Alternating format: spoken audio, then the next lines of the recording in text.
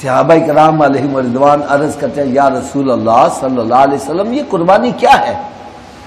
میرے آقا صلی اللہ علیہ وسلم نے ارشاد فرمایا یہ ہمارے باپ حضرت ابراہیم علیہ السلام کی سنت ہے۔ یا رسول اللہ صلی اللہ علیہ وسلم اس میں فائدہ کیا ہے؟ فرمایا جب تم قربانی کرتے ہو قربانی کے جانور کا خون زمین پر بعد میں گرتا ہے، رب کی بارگاہ میں پہلے قبول ہو جاتا ہے۔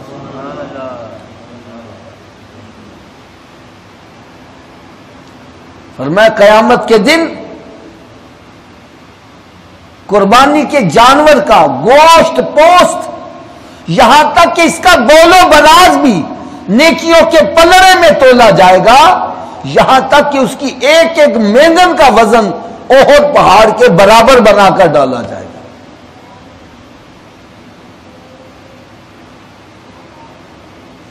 اور ایک آپ کو بڑی پیاری ایمان افروز حدیث پاک سناؤں۔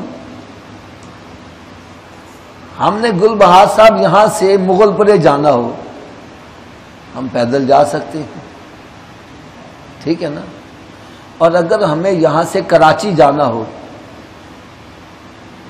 اللہ کرے ہمیں مدینہ کا سفر نصیب ہو جائے، سفر لمبا ہو تو پھر اس کے لیے دو چیزوں کا ہونا ضروری ہے، ایک سواری اور دوسرا زاد راہ۔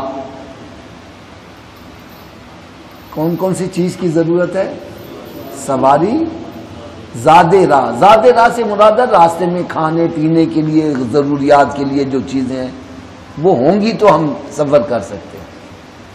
تو حدیث پاک میں آتا ہے قیامت کے روز جس بندے نے قربانی دنیا میں کی ہوگی قربانی کا جانور اس کے لیے سواری کے لیے پیش کر دیا جائے گا، اور چھوٹی عید پر جس نے صدقہ فطر دیا ہوگا وہ صدقہ فطر زاد راہ کے طور پر دے دیا جائے گا، اور کہا جائے گا بندے تیرے پاس سواری بھی ہے زاد راہ بھی ہے، اب آرام سے تو جنت میں چلا جا۔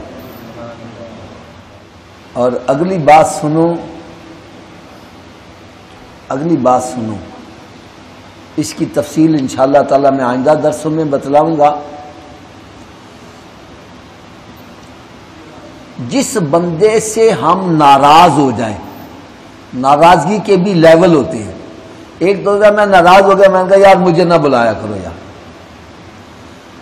اور ایک ناراضگی جب زیادہ بڑھ جائے ہم کہتے ہیں یار تو میرے گھر میں داخل نہیں ہونا،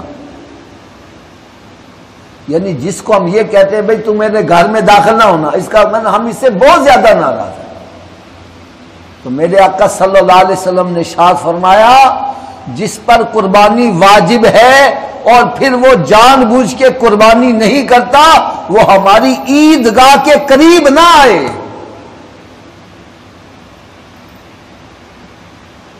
اس قدر میرے آقا صلی اللہ علیہ وسلم اس بندے سے ناراض ہے جو طاقت ہونے کے باوجود بھی قربانی واجب ہونے کے باوجود بھی قربانی نہیں کرتا۔ دین کی بات پھیلانا صدقہ جاریہ ہے، ثواب کی نیت سے ویڈیو کو شیئر ضرور کیجیے۔ جزاک اللہ۔